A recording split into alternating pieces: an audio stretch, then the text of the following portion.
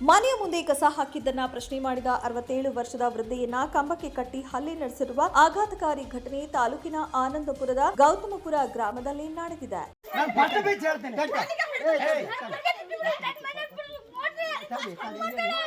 ಶಿವಮೊಗ್ಗ ಜಿಲ್ಲೆಯ ಸಾಗರ ತಾಲೂಕಿನ ಅನಂತಪುರ ಹೋಬಳಿಯ ಗೌತಮಪುರ ಗ್ರಾಮದ 67 ವರ್ಷದ ಹುಚ್ಚಮ್ಮ ಎಂಬುವವರ ಮನೆಯ ಮುಂದೆ ನೆರೆಮನೆಯವರಾದ ಪ್ರೇಮ ಎಂಬ ಮಹಿಳೆ ಕಸ ತಂದು ಹಾಕಿದಳು. ಪ್ರಶ್ನೆ ಮಾಡಿದಕ್ಕೆ ಮಂಜುನಾಥ್, ದರ್ಶನ್ ಹಾಗೂ ಪ್ರೇಮ ಎಂಬುವರು ಹುಚ್ಚಮ್ಮಗೆ ಕೆಟ್ಟದಾಗಿ ಬೈದು ಮನೆಯಿಂದ ಎಳೆದುಕೊಂಡು ಹೋಗಿ ಕಂಬಕ್ಕೆ ಹಗ್ಗದಿಂದ ಕಟ್ಟಿ ಹಲ್ಲೆ ನಡೆಸಿರುವ ಆಘಾತಕಾರಿ ಘಟನೆ ನಡೆದಿದ್ದು ಸಮಾಜ ತಲೆ ತಗ್ಗಿಸುವ ವಿಚಾರವಾಗಿದೆ.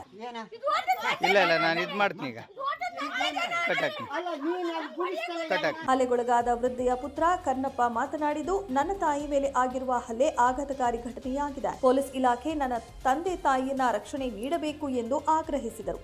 ಘಟನೆಯ ಕುರಿತು ಹುಚ್ಚಮ್ಮ ಆನಂದಪುರ ಪೊಲೀಸ್ ಠಾಣೆಯಲ್ಲಿ ದೂರು ನೀಡಿದ್ದು, ಪೊಲೀಸರು ಆರೋಪಿಗಳಾದ ಪ್ರೇಮ, ಮಂಜುನಾಥ್ ಹಾಗೂ ದರ್ಶನ್ ಎಂಬುವವರ ಮೇಲೆ ಎಫ್ಐಆರ್ ದಾಖಲಿಸಿಕೊಂಡಿದ್ದಾರೆ.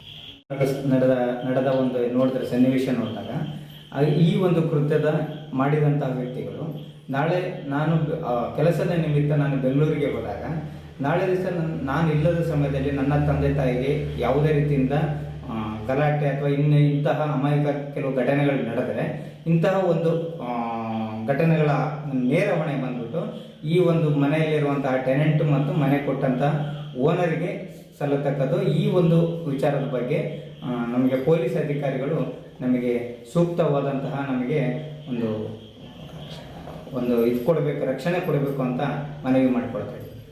ಒಟ್ನಲ್ಲಿ ಸಾಗರ ವಿಧಾನಸಭಾ ಕ್ಷೇತ್ರದಲ್ಲಿ ಇಂತಹ ಆಘಾತಕಾರಿ ಘಟನೆ ನಡೆದಿದ್ದು ಮಾನವ ಸಮಾಜ ತಲೆ ತಗ್ಗಿಸುವ ವಿಚಾರವಾಗಿದೆ. ಏನೇ ಆಗಲಿ ಕ್ಷೇತ್ರದ ಶಾಸಕರು ಹಾಗೂ ಪೊಲೀಸ್ ಇಲಾಖೆ ಈ ಘಟನೆಯನ್ನ ಗಂಭೀರವಾಗಿ ತೆಗೆದುಕೊಂಡು ಆರೋಪಿಗಳ ಮೇಲೆ ಕಠಿಣ ಕ್ರಮ ಕೈಗೊಳ್ಳಬೇಕು ಎನ್ನುವುದೇ ಸಾರ್ವಜನಿಕರ ಕೂಗಾಗಿದೆ. ರವಿ, 9 ಲೈವ್ ನ್ಯೂಸ್, ಸಾಗರ.